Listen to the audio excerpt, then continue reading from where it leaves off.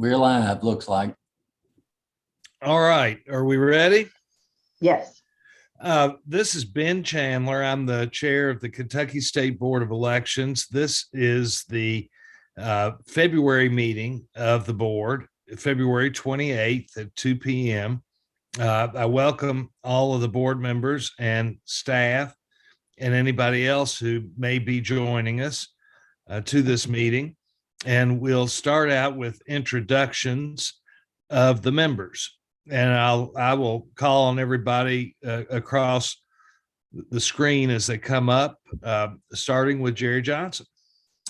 Jerry Johnson, member from Franklin County. Lynn Lane. Lynn Lane, retired county clerk, Ballou County. Dwight Sears.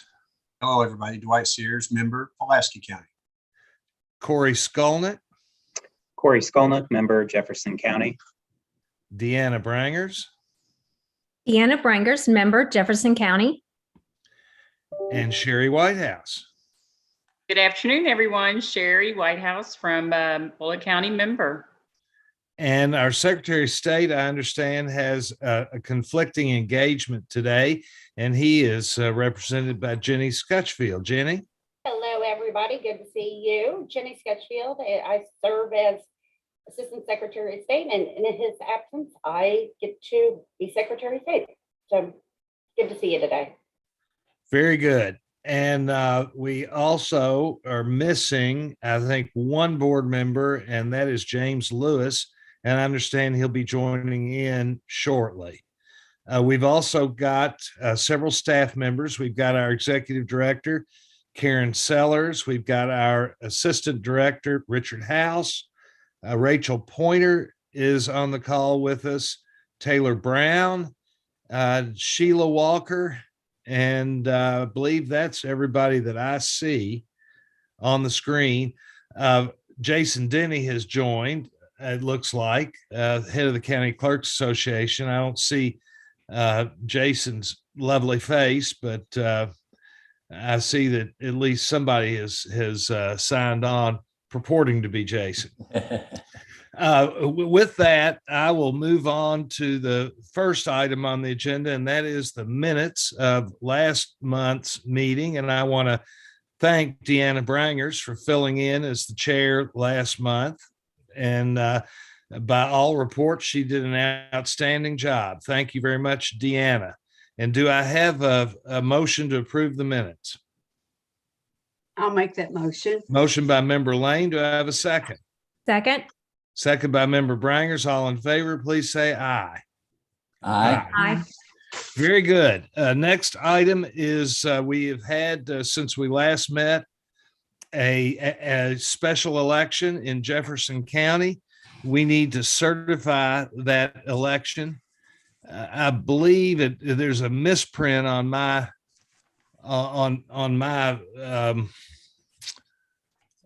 agenda, which said it took place on November 22nd. I think it actually took place in February. So if Karen, maybe you can read out the results, and then I will ask for a motion to certify. Okay. This was state representative in District 42. That's part of Jefferson County.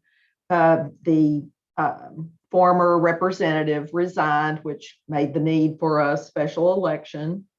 That was Reginald Meeks. Yes, Reginald Meeks. And I believe he resigned due to health issues. The special election for that representative district, there were two candidates, one from the Democratic Party, and I hope I pronounced the name correctly, Keturah Herron. The Republican Party candidate was Judy Martin Stollard. And the vote totals for Keturah Herron representing the Democratic Party was 1,950.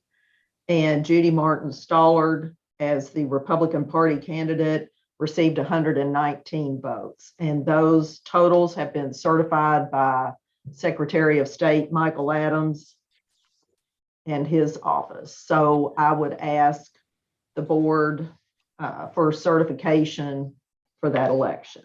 And we will accept a motion to certify. Would anybody like to make that motion? So moved. Motion by member Johnson. Do we have a second? Second. Who was that? Deanna? Yeah, Deanna. Second by member Brangers. All in favor, please say aye. Mr. Chairman, can we get an exact date to clarify the minutes on that? Secretary? An exact date of the election? Yes, it was November Yeah. 22nd on our I minute. think it was probably February 22nd. It was It was. February 22nd. Yes, sir. Yeah. All right. We have a second from member Brangers. All in favor, please say aye. Aye. Aye. All right, the election is certified and on we go.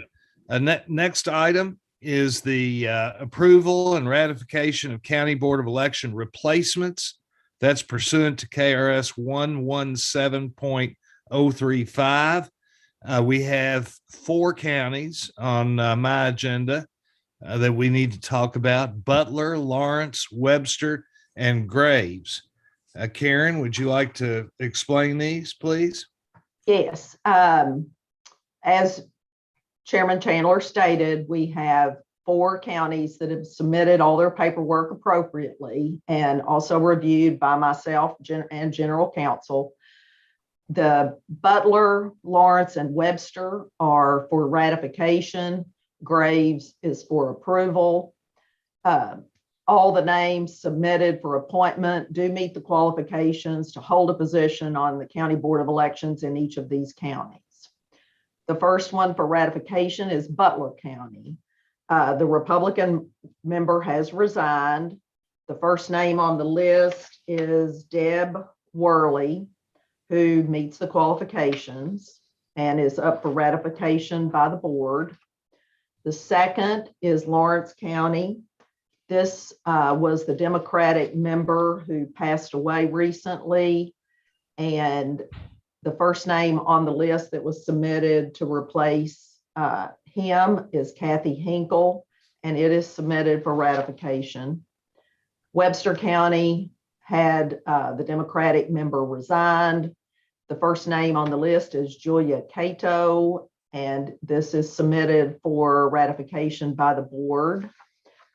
And the third is Graves, which is for approval.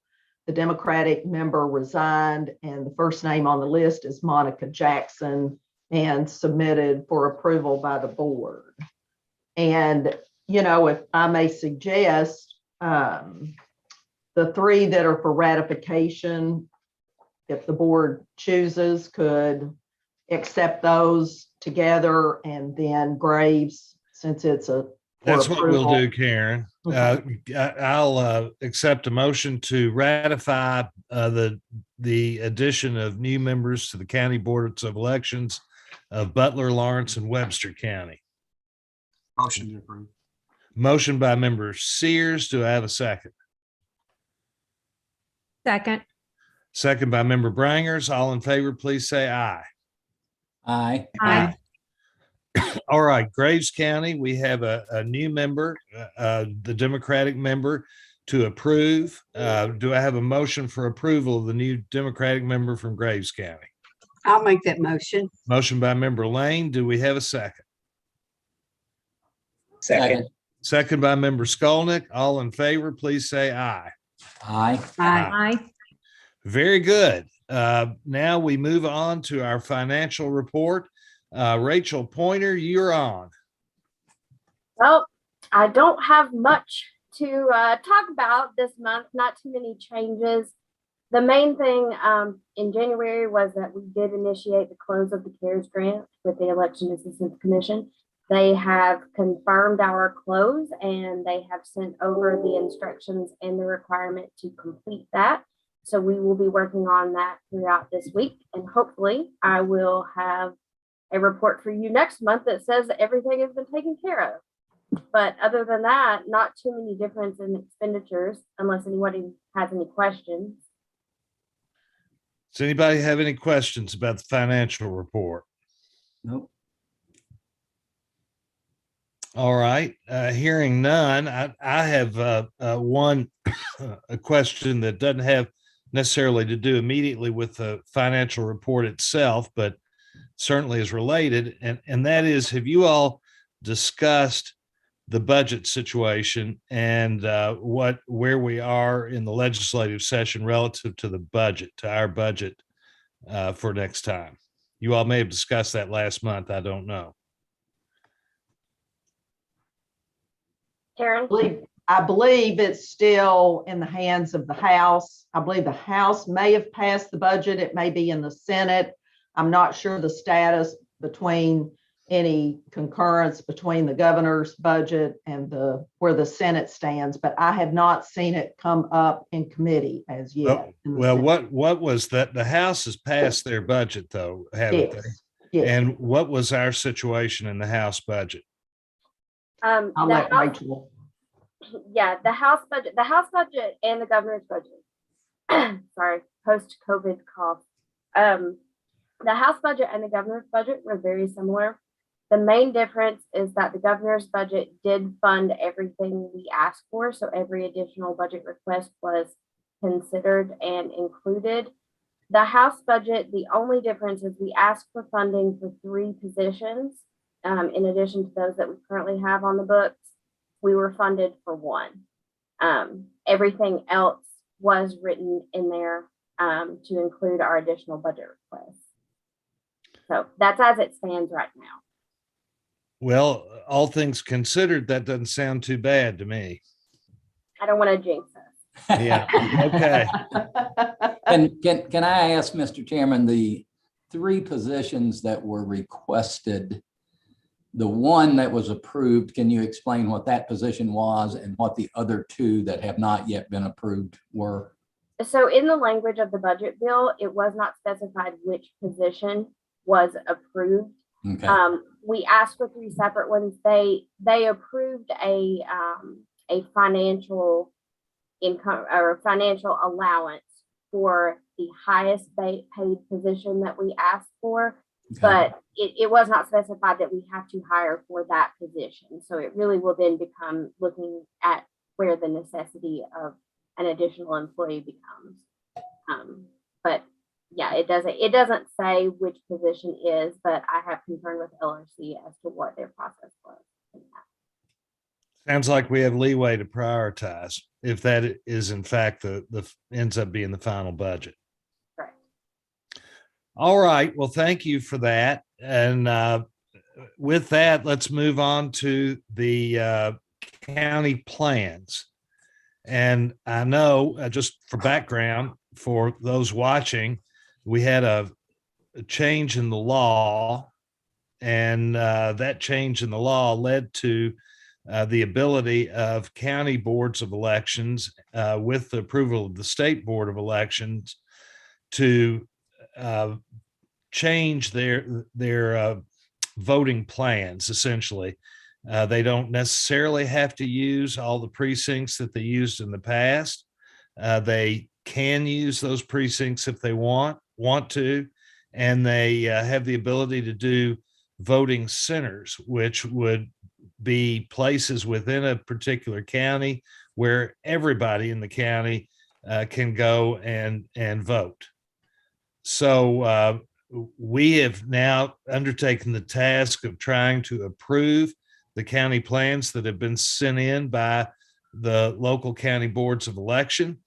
And I guess, Karen, maybe I know you all approved quite a number of them last meeting, and we've got quite a large number of them this meeting. So would you like to explain where we are? Yes, Mr. Chairman. I will make one addition to what you had stated. There is an option that counties can do what's called consolidate precincts. So if they choose to take an area of their county and have 4, 5, 6 precincts go to one location, it doesn't necessarily become a vote center. It's called consolidation of precincts. There were some counties that took that opportunity to do that as well in the plans. So, and of course, like you said, it's been pretty significant undertaking for the State Board of Elections, for the counties in their preparation, and on to the State Board of Elections for final approval. There were several things that we did in the previous plans, of course, that have been approved. And what we did again this time is we, took into consideration the fact that in-person absentee days of voting drastically reduced from 18, which was in 2020, to 3 days prior to election day. So it made 4 total in-person election days. We also took in voter access was a key factor we also looked at in terms particularly of distance. We also tried, we reminded the clerks that the absentee voting this year will be an excuse-based request for a mail ballot. So that could increase your numbers at the polls and the number of registered voters in the county. But one of the key things we always kept in mind as we went through the process is the clerks know their county the best. And we always Karen, try to defer to their, defer to them. We spoke to many of them. I think Jason can tell you, we, talk to the clerks often, trying to help us understand, because it's a county maybe I've not been to. Right. Karen, I'd like to, at this point, just mention, and I think it's important for people to understand that while we have certainly fewer in-person voting days than we did in 2020, we have actually expanded the ability of people to vote. They, prior to 2020, prior to the pandemic election, we only had 1 in-person voting day in Kentucky. And the General Assembly expanded that to 4 in-person voting days. And I think it's important to make that point, because I have seen in lots of national news reporting placing Kentucky in a place that has restricted their voting laws. And I don't see it that way. I think we have, in fact, expanded the ability for people to vote here in Kentucky. And I hate to see misinformation out there like that. But it was interesting because when it went through the General Assembly, it was approved on a bipartisan basis and seen by everybody, I think, in the General Assembly as an expansion of voting here in Kentucky. You are absolutely correct, Mr. Chairman. I believe I also would just interrupt you one more time and welcome James Lewis to the meeting. Hello, James. Welcome. Hey, sorry, late. It's all right. We're soldiering on. All right. Thank you, Karen, for that little interlude. And I want to just shout out Richard and Taylor, just key for us doing this. They just did a yeoman's job in helping make sure that we took every opportunity to look at everything closely. I have asked Richard, who prepared a spreadsheet that really, I hope and believe it helped the board to understand the plans without looking through hundreds of pages of plan documents. And I'm going to ask Alan to put that up on the screen to share, and Richard can go through a little bit of his spreadsheet and share it with the board in this way. And then we can take some questions after if that's your choice.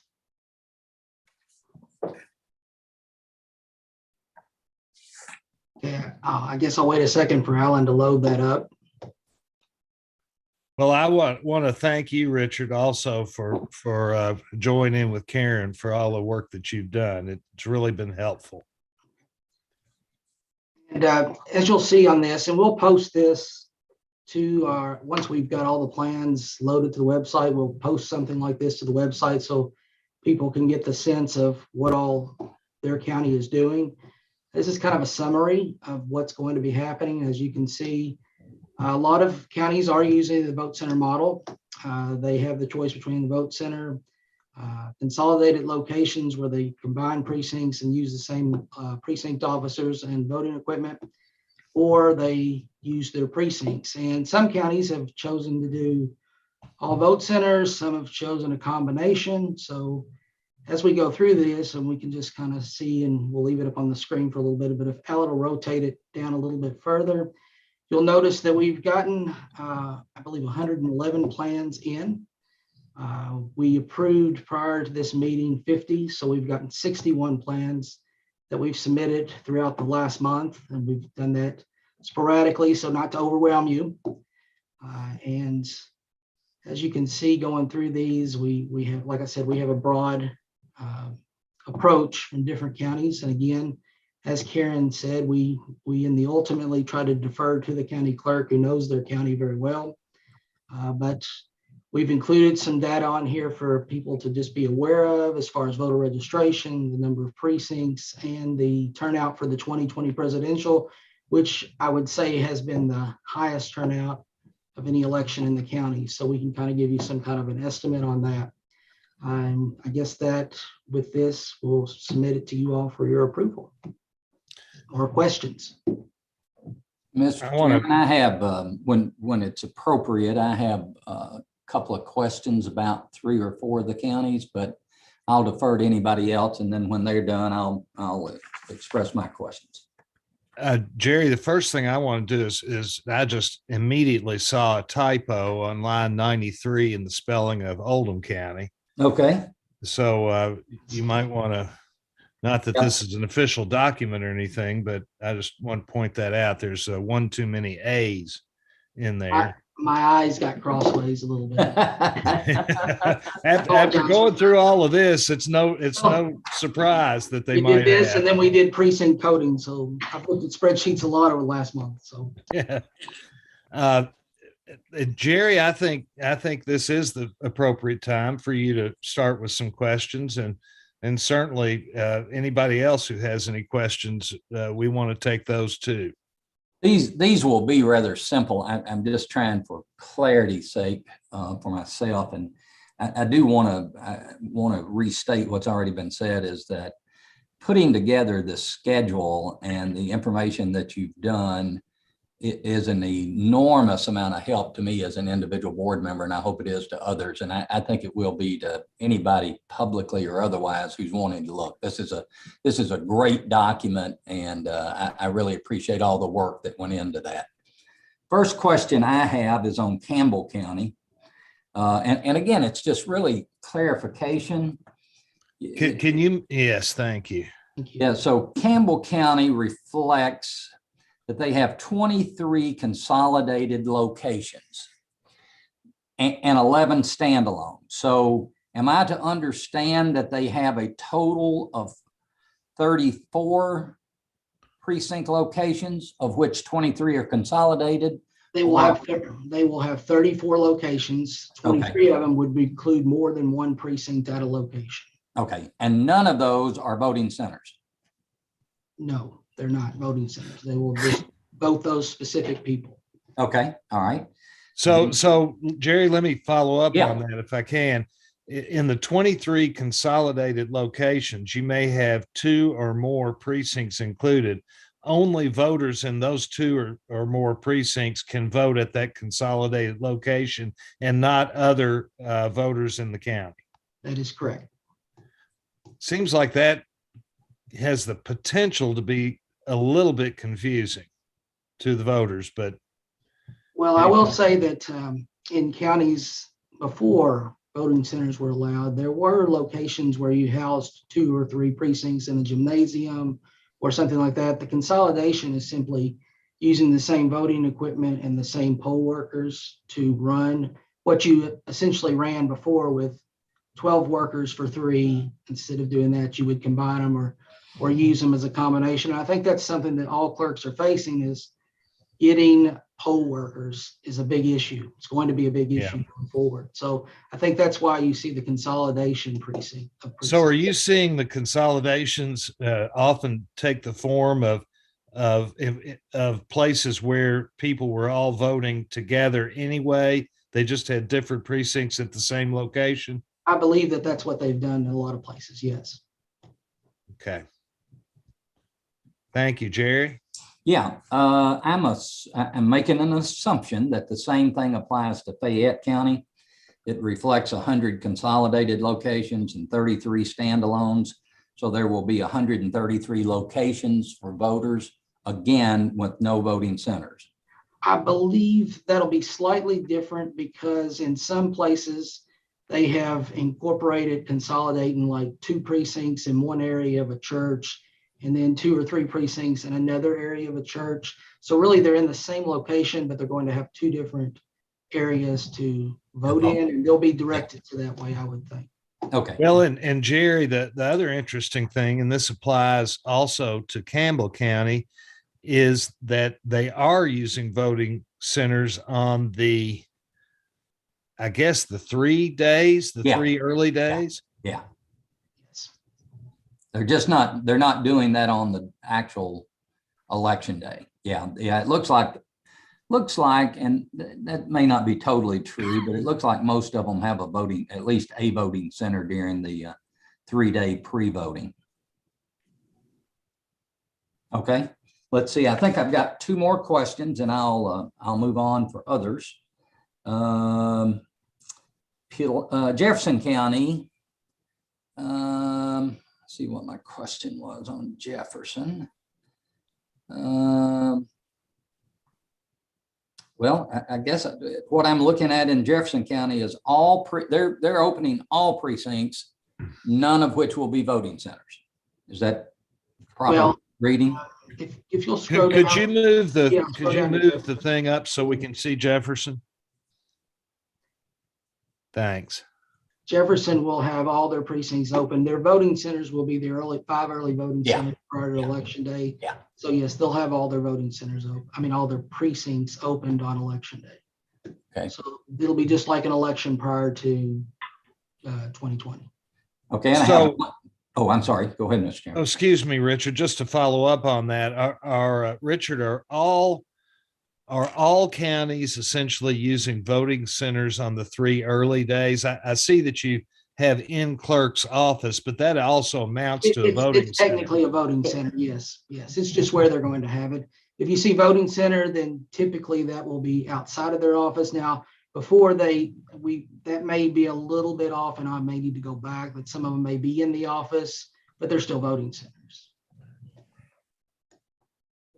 So it looks like Kenton County is not using any voting centers, right? She is using kind of a consolidated area in 5 places of her county. And I believe that if somebody showed up at a location that was wrong, I don't think she's going to be sending them away. I don't know if she would want me to say that or not, but she is going to be set up to not turn people away.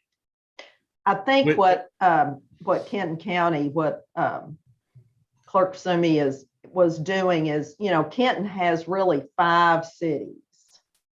And I think she was trying to put those locations in each of the 5 cities, correct? And try to encourage the people who live in those cities to actually go to the voting center in that city. Yeah. If I recall, Richard, and Richard, correct me if I'm wrong, but I think that's how she was trying to market it. I think that's correct. Because of the size of the cities within Kenton County. Yeah. Okay, I only have a comment. The other one I cleared up on my own. I guess the only, I think it's probably 2 or 3 things, and I stated this last time. I got beyond the concerns initially, but these are major changes in many counties, and the number of locations that are available in many counties are dramatically decreased. I have a lot less heartburn over those that have voting centers than I do in those that are either, if you're like Jefferson County and all your precincts are open, then there's no change for anybody. But I would hope after we look at this that everything goes well in the primary and the fall will be fine. I just worry that there will be some confusion. And I would hope in those other counties that don't have voting centers on the day of the election, who continue to consolidate locations, would at least consider providing that as an option. So with that, thank you again for all the hard work that you've done in pulling this together. I will add, Jerry, that excuse me, Mr. Chairman, one of the things that we've also encouraged, and I know that the clerks are so anxious to get marketing out about their plans. Yeah. I mean, Richard, how many times do we hear from them? Can I put it on my website yet? Can I put it on my website yet? So I think, speaking to Jerry about that, they are anxious to help their voters understand what is going to happen this year. And I really appreciated, their concern to get the word out. And I might add that this is going to be a learning experience. I mean, it is. So if things are off a little bit, I'm sure that the clerks will modify and tweak and make adjustments that they feel comfortable with. And we've struggled with a few plans, and we went back to clerks, and they've worked with us, and they've even given detailed descriptions on why they feel that their plan's great, or they've made some modifications, and we appreciate that. I mean, we just want elections to go off smoothly. We don't want any elections to fail, and we don't want any clerks to fail. So that's our main goal. I'm a huge advocate of our clerks in the state, and I have great confidence in all of them that everything they do for the right reasons. And I just, like I say, I think it's a learning experience, to your point. I do think the voting centers create a unique opportunity for us, and a number of people are taking advantage of it. Hopefully more will as we go along. Well, Jerry, I'll tell you, if you weren't a fan of the clerks before, seeing their performance in 2020, you better be a fan now. Absolutely. Because they took really an incredible challenge and made it into a beautiful thing. And it was just really, really impressive. And now what's interesting about this, and I'll just kind of add to some of the comments that you all have already made, this really is incredibly historic what's happening right now. Yep. Because of the change in the law and the allowance of voting centers and consolidation of precincts, we're seeing the election being structured in a way that we've never really seen before. And this may end up, I suspect that it will end up being permanent in many cases. I think you will see a number of precincts throughout the state go away as a result of the change in the law. So we'll see how it plays out, and we'll see how successful this election will be. But it is a very, very drastic change in how we vote in Kentucky. One last thing I'll add before I leave is just that Julie Barr, please forgive me for misspelling Oldham County. I'm sorry I pointed that out, Richard. That's all right. All right. Does anybody else, any of the other members, have any questions or comments about the county plans? I might add that there are a few, and those appear to show up in the red lines on this map. I mean, on this chart. Those have not yet finalized their plans. Is that correct? Yes. And that would be correct. what, 8 or 9 counties? I think it's 9. Right, Richard? I think it's 9. We have reached out to a few of them, and we'll do this again. They're aware.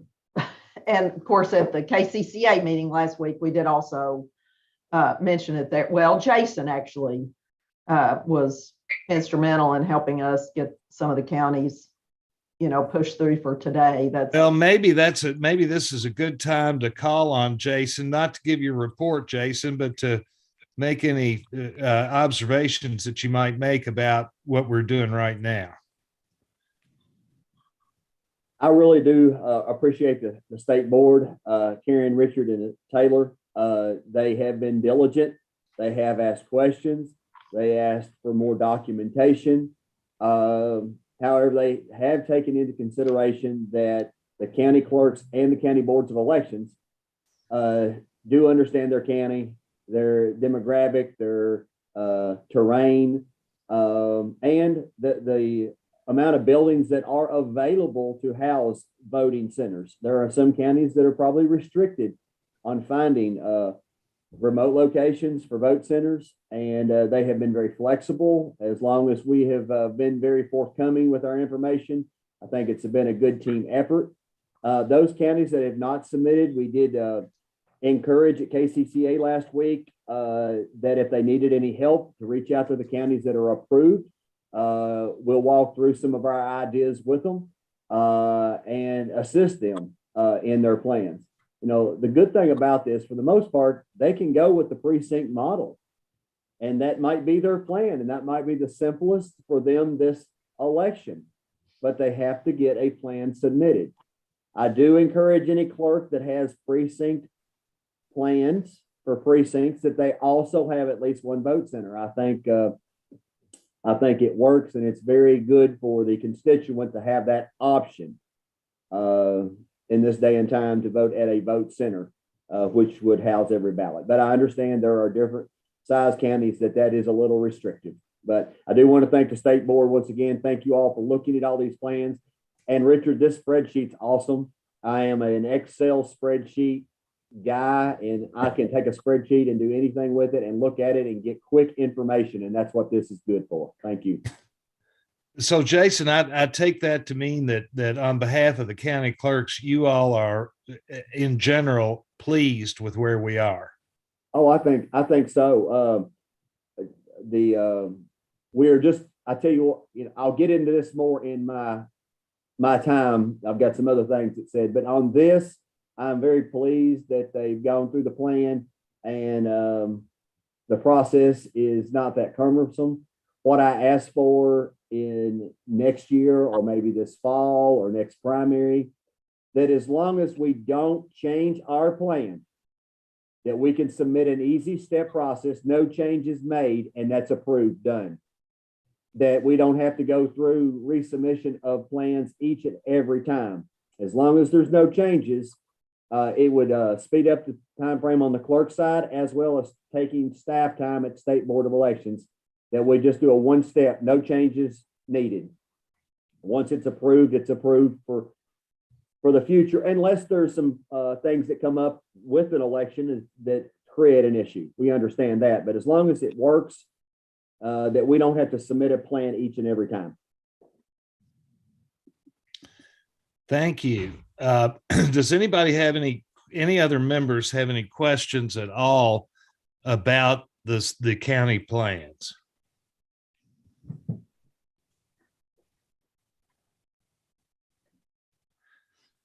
All right, hearing none, I will accept a motion to approve. What is it? The next tranche of county plans, which would be 61 counties. Do we need to? I mean, we can see on the ones that say pending, I believe, are the ones that we're approving today. Is that correct? That is Yes. correct. Yes, sir. Do we need to list all of the ones that we're approving today orally, or is everybody comfortable with and understand which counties are being approved today? I think we could just make a motion, which I'm willing to do, that we approve all of them that have been submitted to the board for approval since our last meeting. I'll second that. All right, very good. We've got a motion by member Brangers and a second by member Johnson to approve all of the county plans that have been submitted since the last meeting of the State Board of Elections. And I believe that would constitute 61 plans. Is that correct, Karen? Yes, sir. All right. All in favor? Aye. Aye. Any opposed? Very good. County plans are approved, and I guess that means we've got, what, 111 out of 120 that have been approved. We got 9 folks that we gotta work on. and I'm sure they will be forthcoming shortly. All right. Next, we have Taylor. I guess Taylor Brown, you're up to talk about the admin regs. Thank you, Mr. Chairman. Good afternoon, everybody. This is 5 admin regs that are in your board book. Nothing new with these 5. They're all ones you've seen before. The first 2 you saw last month, and the final 3 you saw over the summer.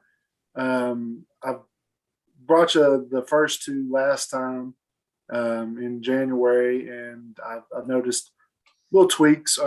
I guess all 5 of them, I should say, are just tweaks in language.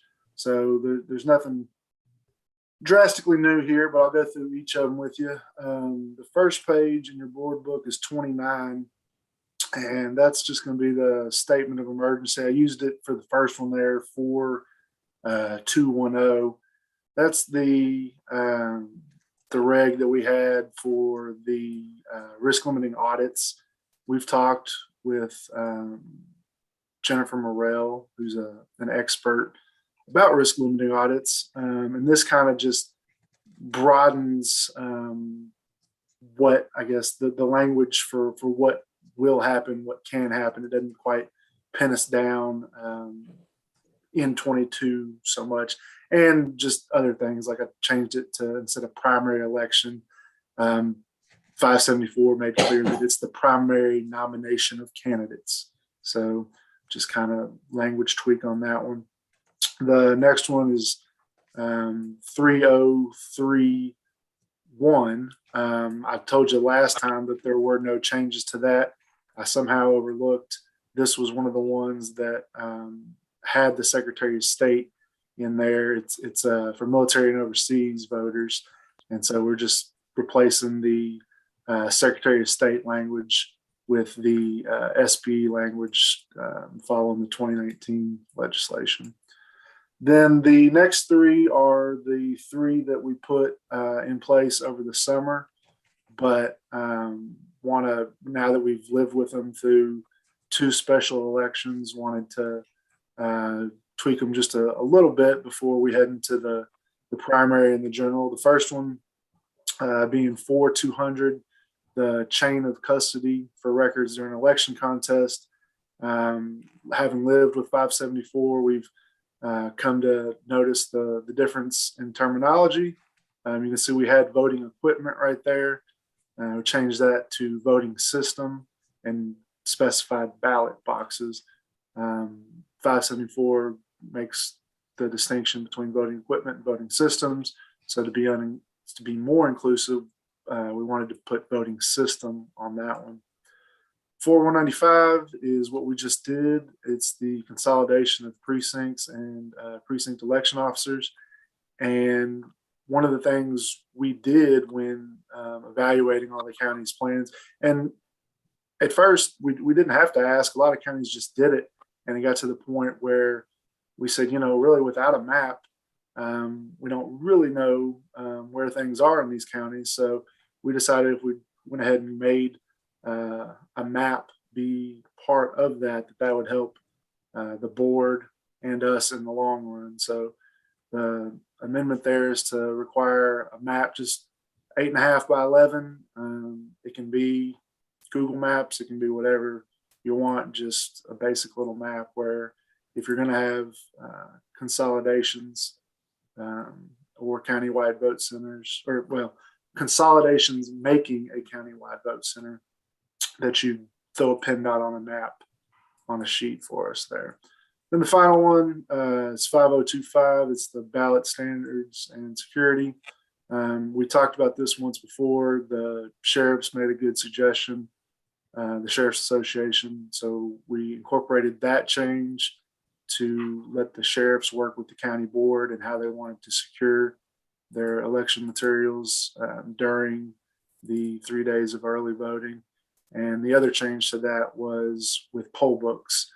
When the statute 117.225 was written, it didn't anticipate poll books. So we wanted to specify that how someone is to sign in with a poll book. They're to sign their name where it's designated on the poll book. So that's it. No, like I said, no real big changes, but just little tweaks to them before they get filed. So if I guess I would ask for a motion to approve those changes if we wanted to do them all 5 at a time, 2 and then 3, or if anybody had issues with any one individual reg, we can do them 1 at a time. Does anybody have any questions about any of the regs?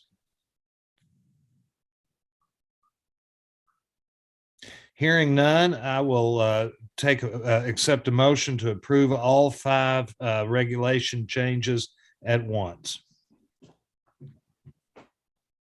So I'll moved. make that motion. A motion second. by member Johnson, second by member Lane. Yeah. All in favor, please say aye. Aye. Aye. Aye. All right, very good. We now come to some dogs barking in the background. But we come to the time for Jason Denny, the president of the County Clerks Association, to make his report. And we've already heard from you a little bit, Jason, but again, welcome and thank you for all your work and cooperation with us in this in all of our joint efforts. Thank you. Appreciate you approving those plans. We know that we do have concerns with the other 9 that have not submitted their plans. And I know the vendors are a little bit concerned about getting the ballots off in time. We have a deadline of the end of March to have the ballots ready. So what I am concerned about is your all's next meeting and the approval of those 9 pending the plans, if we can get those submitted. We will have a issue. When is the next date of the next meeting? We want to be sure that's correct, because that is a big issue right now. 22nd. What we're doing, if those plans aren't approved before that, the vendors cannot get the ballots ready in time for the election. So do we need to have a special meeting to approve those 9 plans, Jason, or you cannot, you're saying you cannot wait until March 22nd? I'm looking at carrying on that as well, but that's what that means, that the counties can officially go forward with balloting.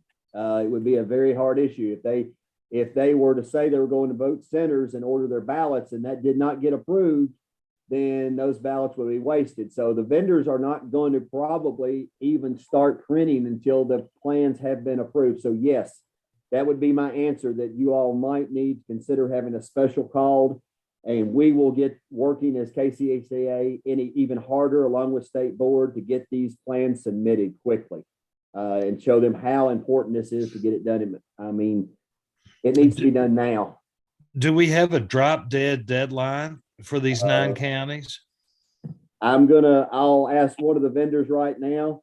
I've got him on a text and get that answer while I'm going on with the rest of my report. He's actually watching this meeting, so I'm sure he's ready to answer me right now. And I can reach out to the other one as well. That's the good thing about our 2 vendors. I'm in constant contact with both vendors.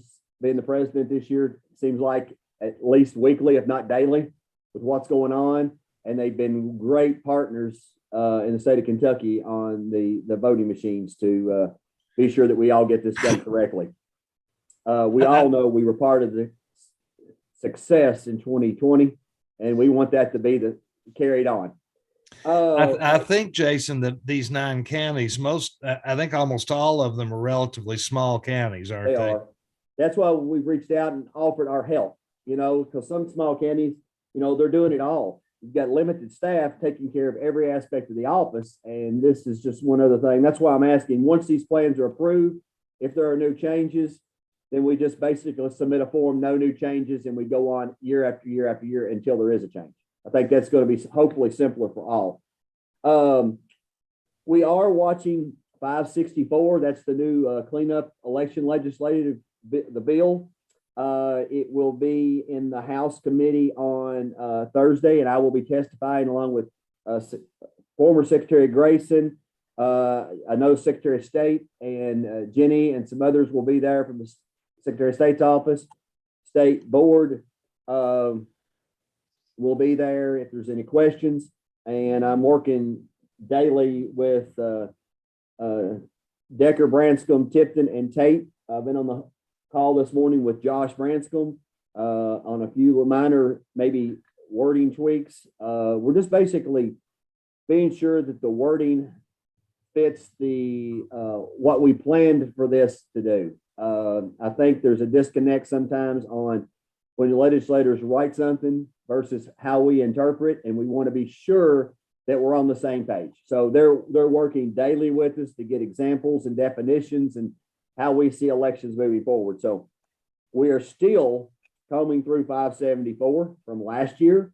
Taylor's been very helpful with that. We as clerks read it daily. We all, with a new bill as big as that one was last year, we see something new each time we go through it and read it.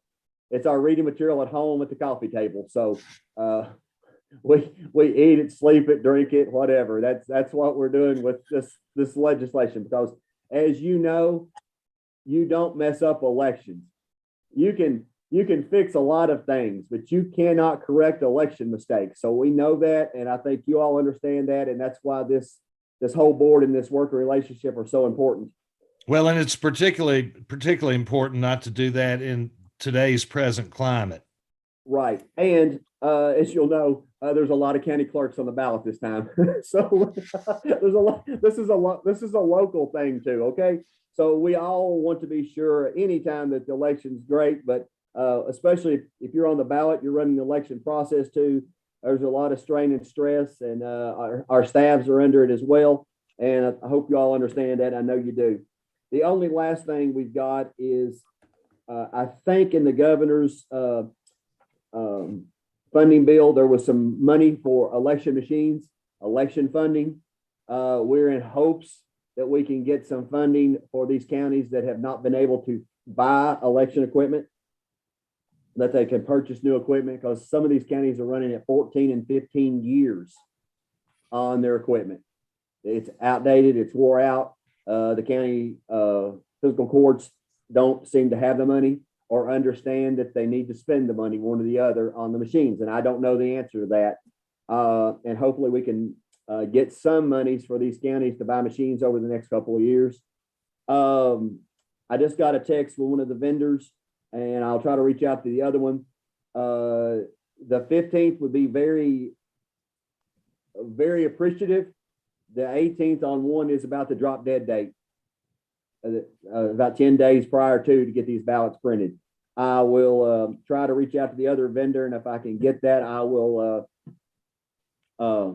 ask to be recognized again. But that's all we've got from KCCA. I thank the state board, Taylor, Karen, Richard, and all their support staff.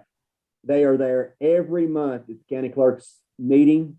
We're going to have a special call meeting in the middle between the March and April meeting to go over 564 once it's passed, because we've got a limited time to figure out these changes and get everything implemented on a statewide basis. So they're willing anytime we need them, and I do appreciate that.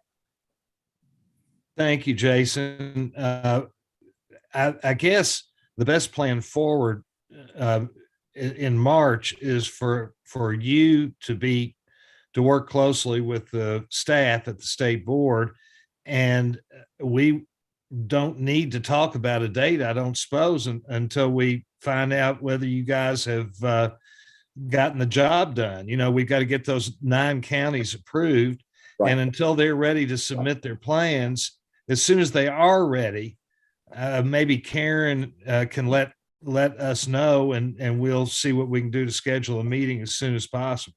I'm going to take that list with the reds on it and personally phone call all 9. So I'm not just going to email. I'm going to call all 9 and ask and assign a shadow clerk to them that we can help. I mean, it's nothing wrong to ask for help. And I think some just sometimes think, they feel overwhelmed and they don't know which way to turn in some counties. Mhm. These small counties, I'm telling you, I don't know how they do it. Yeah, So it's tough. we will reach out. Just remember, Jason, we can't call a special meeting until we have plans submitted. I got you. No problem. Thank you. Okay. Anybody have any questions of Jason? All right, we will move on to the Secretary of State's report. As mentioned earlier, Secretary Michael Adams had a conflict today, and he has sent in his stead Jenny Scotchfield. Jenny? So we really don't have a report, and I apologize for the secretary not being here. He is scheduled to speak at the National Association of Secretary of State Conference, which is going on right now. Well, let me point out, it's not his fault. We had to move this meeting, and it just happened to conflict with him. And so we also apologize to him. Well, it's not a problem. Obviously, we're watching legislation as it comes through. There's several different election bills that are in various degrees of passing or debate. We're watching those. We're preparing the 49 certification that we've done in the past. We're going to roll out something new for the county clerks in order to get that information to us. Should be presenting to them in the next month or so. But that's about all. All right. Thank you, Jenny. We'll move on to you, Karen, Executive Director's report. Okay, thank you, Mr. Chairman. Couple of things I won't belabor. Jenny has said, and Jason has said, that State Board as well is watching legislation that may or may not move through committees. But right now, the one that we're preparing for is the cleanup legislation, House Bill 564. We'll all come together, Secretary of State's office, KCCA, and Taylor, Richard, and myself. I believe it'll be assigned to a committee today, probably. I would imagine the Elections Committee, and for us to be there on Thursday at that committee meeting. And probably more to report on that. And looks like Jason might have heard from another vendor. I'm going to let him. I did, and they concurred that the 18th is about the last date in order to get it. There may be a day or two flexibility, but if there's a lot, all of them wait till that last day, it might be impossible to give everybody their ballots on time to meet the 50-day deadline. And the 45-day deadline is a federal deadline. 50 days is the state deadline. Thank you, Jason. And we will work with Jason and again, we've pushed the last couple of days. Jason was great at pushing them on Thursday's KCCA meeting as well. So, but I will add that KCCA is great to work with. We enjoy going to the meetings and be able to provide updates. At the March meeting, we will have our IT team on March 10th to do a training for all the members. And I know Jason's pretty much told them it's a mandatory meeting because there'll be a lot of good information that day. And then after that, we'll be having another meeting regarding the new law. We do invite all state board members if they want to come to any of our meetings like that. They would really be some interesting information. And the April meeting as well. So we'll get you all those dates. Anybody wants to pop in, have lunch with us, and receive the training, that'd be great to see you all. Thank you very much, Jason. I'm sure some of us will take you up on it. I'd love to come to every one of them. I just tend to have conflicts. Thank you. So the legislation, our KCCA, couple of things that I want Richard to provide an update where we are on the redistricting piece. And then once Richard finishes, I'm going to ask Taylor, we're going to screen share the ERIC mailer and the 8D2 mailer that we just did on February 16th and let Taylor walk the board through a little update on where we are with that as well on our list maintenance. So Richard, I'll let you go first. Well, I'll start out with just giving you a little background on just to kind of summarize it, Senate Bill 2 and 3 passed, and then Senate Bill 2 was just let go, and then it became law. Senate Bill 3 was the one that was overridden, veto. So after that, it started the clock on how long we have to get everything, precinct changes and approval and all of that, and take it to the LRC and let them look at it and kind of help us. That deadline is next Monday. So we have been working with the 10 counties that were affected, and 5 of them were affected by the Senate districts and 6 were affected by the congressional, making 10 because Jefferson County was affected by both. So between those 2 plans, it affected about 70 precincts. Now, it will create or split or combine about 180 precincts is what is affected, what will eventually come out of this. Now, by saying that, that's not that they're creating 180 precincts. I'll give you an example that Warren County had 12 precincts that were affected. They had to create 5 new precincts. 2 of them will have, and I think because of what they created and what they had to change, 2 of them will have 0 voters, but they are created because Senate districts and House district lines and commissioner and magisterial district lines cannot cross. So it makes for a nice little mess every now and then, but they've done a wonderful job. And right now, me and Sheila are reviewing them all, and then we will later this week. I think LRC has said that they've been swamped with writing legislation, so they finish up. I think they're going to be open on Thursday, and they'll start taking a look at this. But the good news is this year they have a software, Maptitude, that they just take the shape files, and we've been able to get the counties to send the GIS shape files to them, and they just overlay that and check for where boundaries cross to make sure their lines are compatible with what LRC has. And then after we do this, then we'll start moving those people into the precincts where they belong. So we're just kind of moving through the process as fast as possible. I want to have a shout out here for Richard. He has just been instrumental because he's been through redistricting on the county level and has a good understanding. And Sheila's been working with him as well because she had been the, part of the contact point at SBE. So they put a lot of hours into trying to get this ready for submission timely and get it through LRC. It does not require the board approval. So Thank you, Karen. And we're all mighty proud of our staff. I can tell you that. And I know y'all are working very hard to make sure you get this right. Thank you. And now I'm going to turn over to Taylor, and Alan will do another screen share as some information on our list maintenance that we have just, Taylor mentioned at the last meeting, but this is a little more of an update. So, Thanks, Karen. So yeah, not to keep on beating the staff drum, but I have to give a shout out to the IT staff, because last meeting, Secretary Adams asked when we were talking about these when we thought they might be going out, and I assumed they would be going out in May after the election, because I didn't think there was any way that we could get the list to the printer in time to get them out before the 90-day deadline. But Tom and his team made it happen. 400,000, give or take, names on this mailing list put together, got them out, got them printed, got them in the mail before the deadline.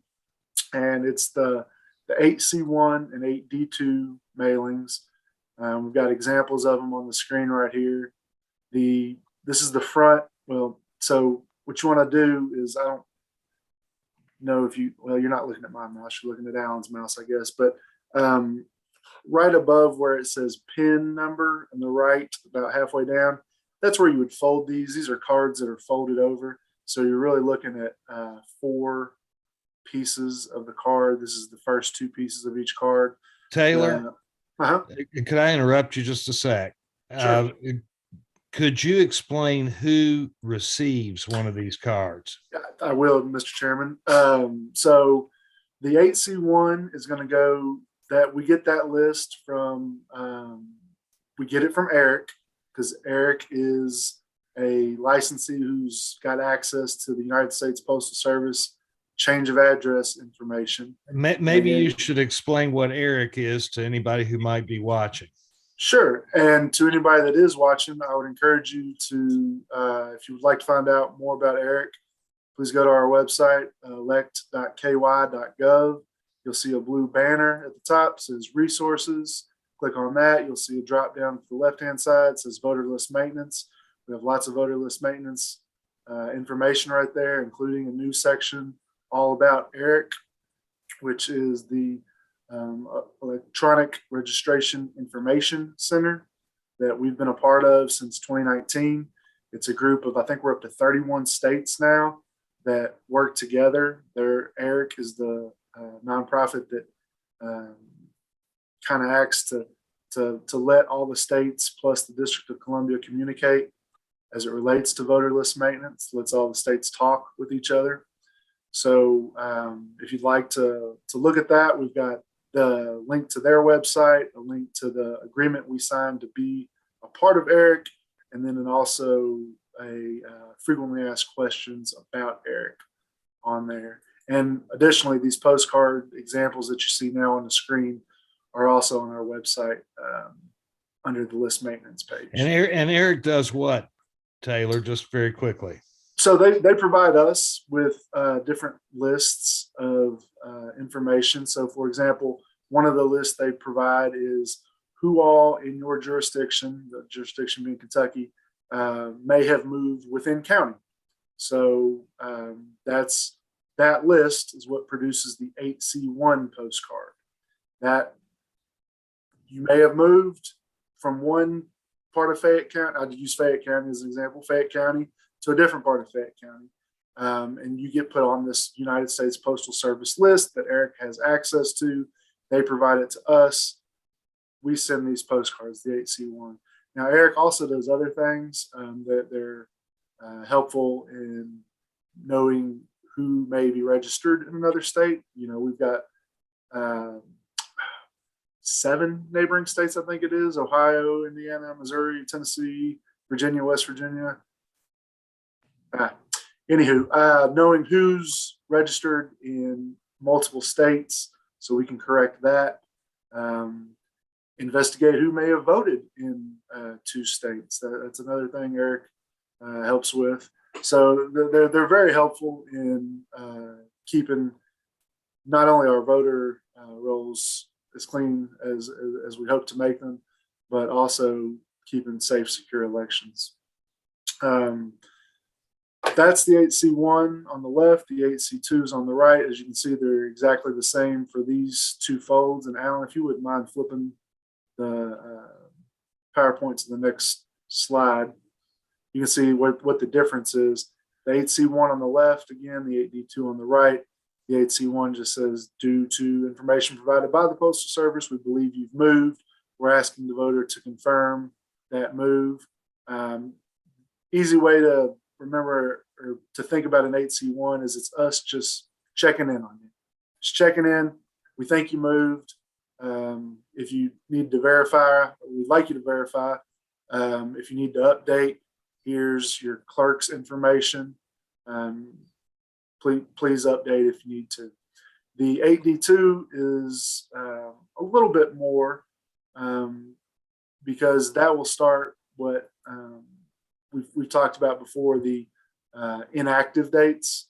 So a